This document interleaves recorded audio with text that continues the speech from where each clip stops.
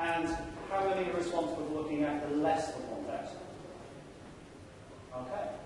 Right, so the good thing is most of you put your hand up at some point within there, so at least you're listening.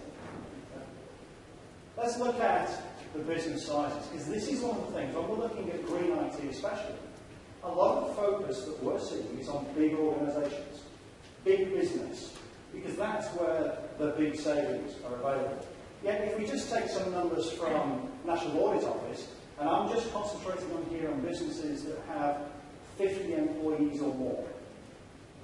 And we say 50 employees or more because they're more likely to have an IT-related operation, not just a couple of laptops or a couple of desktops.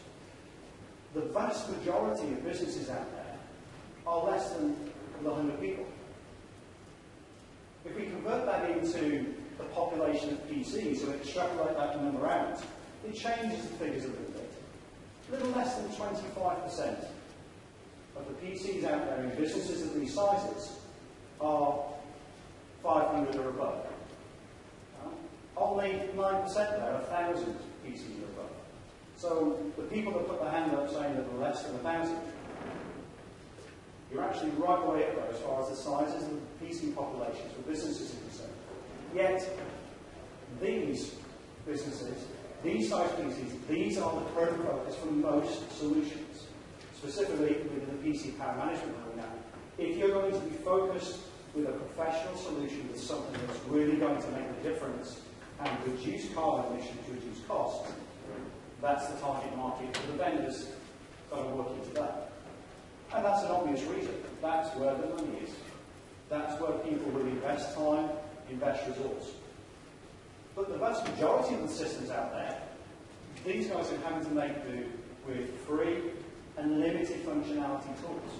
Now, there are things out there that people will try to use, but there's less visibility, there's less promotion for these organisations. So we hope that people will do this off their own back. They'll be incentivised to do this and do the right thing. And from my perspective, this is the problem with us as an industry.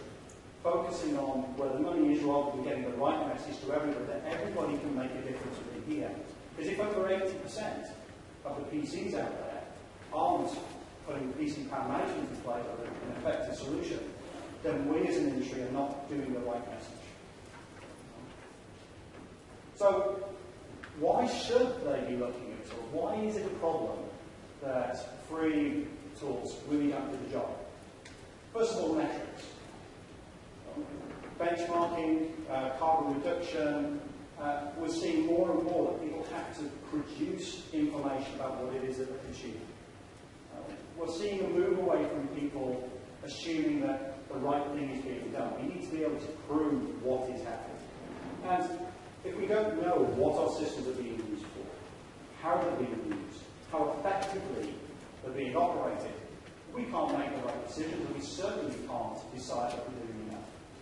And that's something that's critically lacking in free tools that are out there today.